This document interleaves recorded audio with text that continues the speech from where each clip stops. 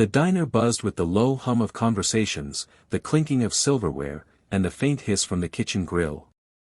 For James, a single dad who rarely allowed himself moments of pause, it felt like a small sanctuary after another long week of juggling overtime shifts and school runs. Tonight, he had promised his daughter, Lily, a simple treat, just the two of them, no rushing, no responsibilities waiting in the background. He watched her eyes sparkle at the red vinyl booths and the pie display by the counter, as though this little corner of town was a palace. Their waitress appeared with a tired but genuine smile, a notepad in her hand and strands of hair escaping her ponytail. She was young, maybe in her 20s, with an energy that tried to mask the weariness etched into her face. "What can I get for you two?" she asked warmly, crouching slightly to meet Lily's gaze. The girl giggled, ordering a chocolate milkshake with all the seriousness of a diplomat, and James couldn't help but smile at the way the waitress played along, jotting it down like a royal decree. As she moved to the next table, James noticed the subtle heaviness in her step, the way she carried herself as if the weight of the world pressed against her shoulders. It struck him in that fleeting moment, everyone fights battles unseen. He reached across the table to squeeze Lily's hand, grateful for this quiet slice of normalcy, unaware how quickly the evening would change. The plates had just arrived, steam rising in gentle swirls from the food, when the rhythm of the diner suddenly shifted. James was cutting into his burger, Lily happily sipping her milkshake, when he noticed the waitress returning from the kitchen with a tray balanced carefully in her hands. Her smile flickered, then vanished. She froze mid-step, her body stiffening as though struck by something invisible.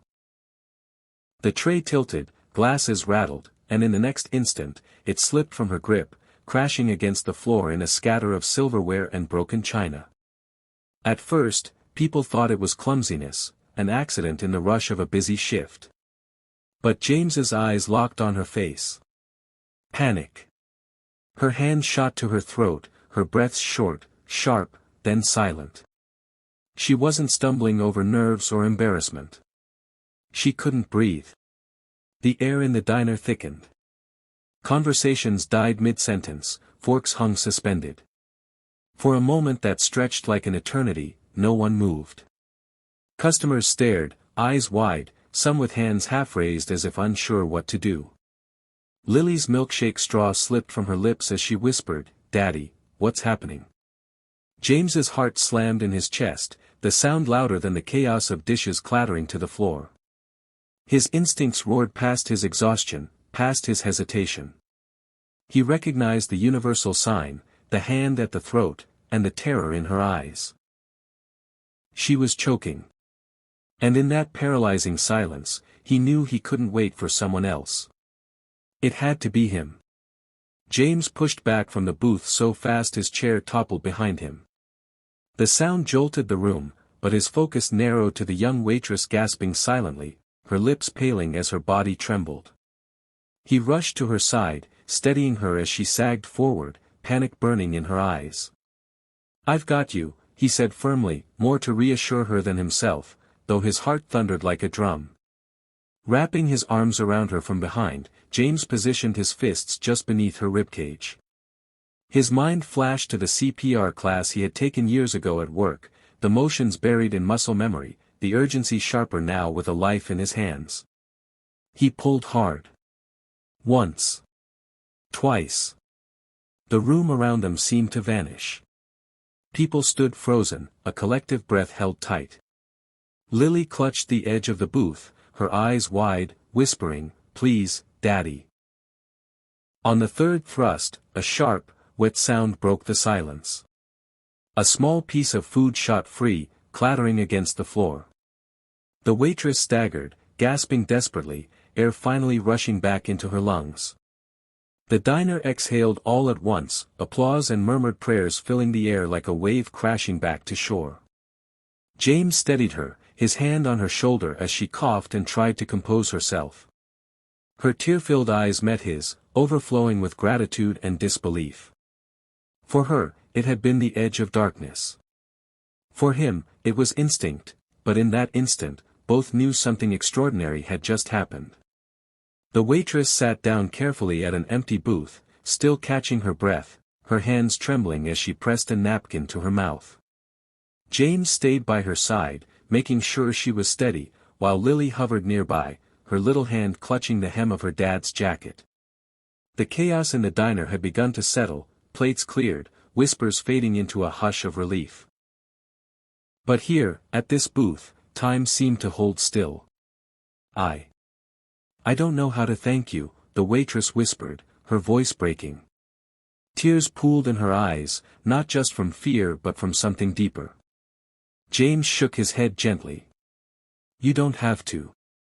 You're okay, that's what matters. But her gratitude turned quickly into confession. Maybe it was the adrenaline loosening her guard, or the raw vulnerability of nearly losing everything in a single moment. She admitted she'd been pushing herself past exhaustion, working double shifts not for herself, but for her little brother at home. Their parents were gone, and she was all he had. Every plate carried, every smile forced, it wasn't just about tips. It was survival. James felt her words like a mirror to his own life. He thought of nights he'd skipped meals so Lily could have more, of long hours spent at a job that drained him, of the quiet ache of carrying everything alone. In her story, he recognized his own. Two different lives, but the same fight, to keep family afloat, no matter the cost. And in that recognition, something unspoken connected them both. When it was finally time to leave, James paid the bill quietly, though his mind lingered on the weight of what had just unfolded. Lily, sensing her father's mood, reached for his hand but noticed him scribbling something on the back of the receipt. He paused, then slid it beneath the tip he'd left on the table. The waitress, still shaky but managing a soft smile, came by to thank them one last time. After they stepped outside into the cool night air, she returned to clear their table. Her eyes fell on the folded note. Curious, she opened it and read the words in James's steady handwriting, "We're strangers, but not alone. Keep going, you're stronger than you know." At the bottom, in crooked letters, was Lily's addition, a small smiley face and the words, "You're a hero too." The waitress pressed the paper to her chest, her tears now different, no longer fear or exhaustion, but something lighter, something that felt like hope.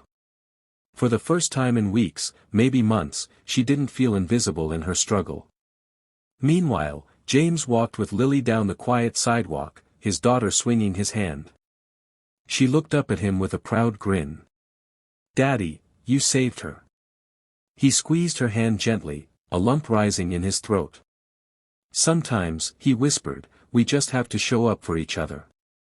And as they disappeared into the night, one truth lingered for them all: kindness may not cost a thing, but it has the power to save everything.